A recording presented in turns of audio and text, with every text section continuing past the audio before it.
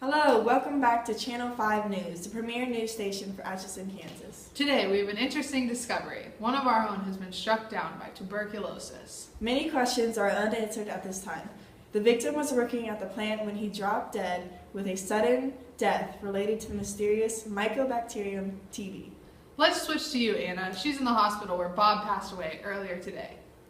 Brittany and Kristen, here I am at Grace Sloan Memorial Hospital, where Bob passed away just a few hours ago.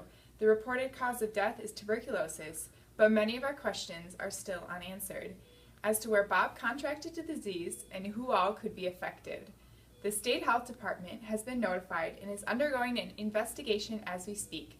I've gotten to speak with the coworker next to Bob during the collapse.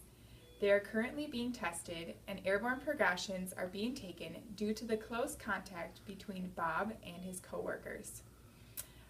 I'm going to now go speak with him now, but before that I need to put on a mask, gown, and gloves due to the precautions.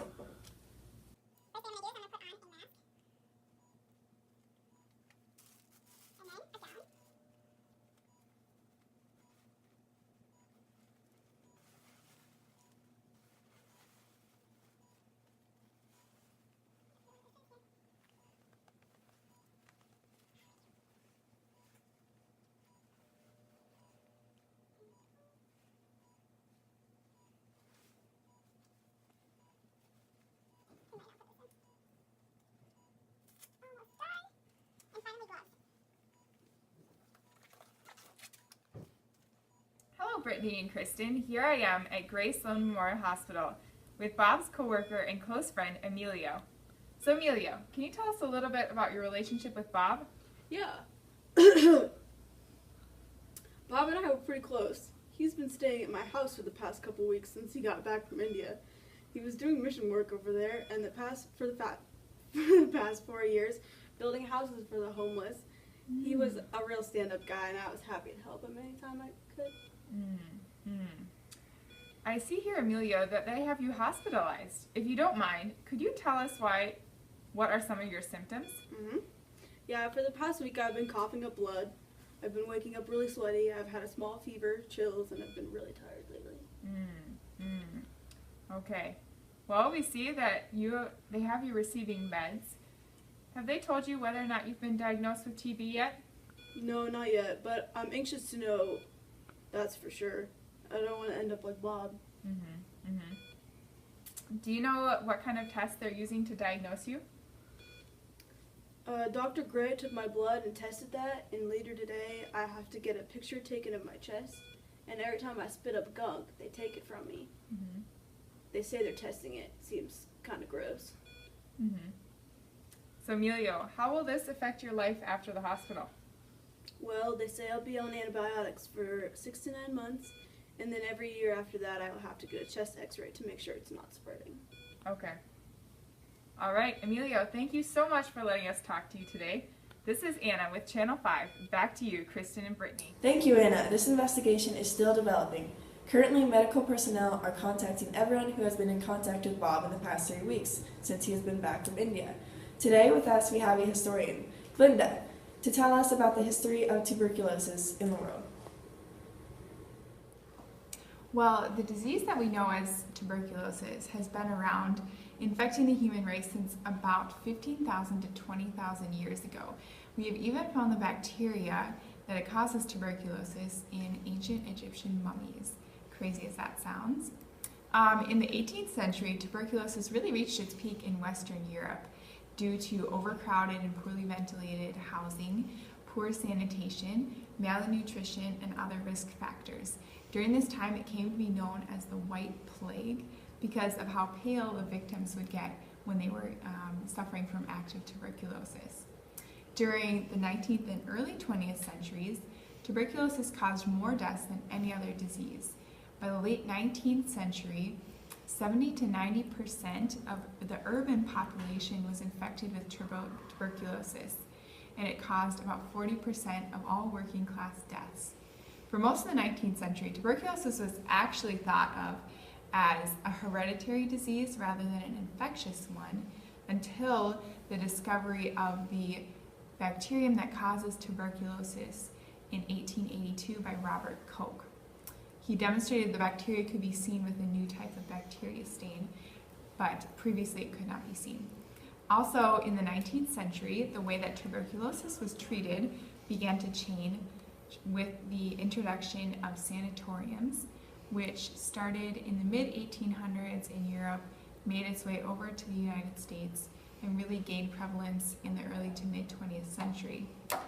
Sanatoriums were places where people with tuberculosis were isolated, clean air, good food, rest, and some were actually treated with surgery to remove one lung or collapse a part of a lung or a whole lung.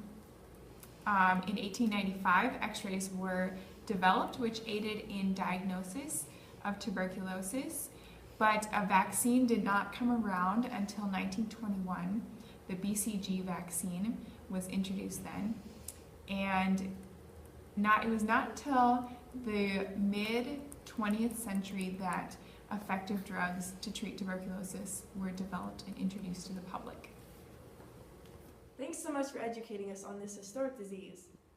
Here with us live tonight is Mary and Emily, who are experts in microbiology with an emphasis on Mycobacterium tuberculosis. So, Mary, what exactly happens to the body when you have tuberculosis? TB is caused by Mycobacterium tuberculosis, a slow-growing aerobic bacillus that is somewhat resistant to the body's immune system. It occurs in two stages.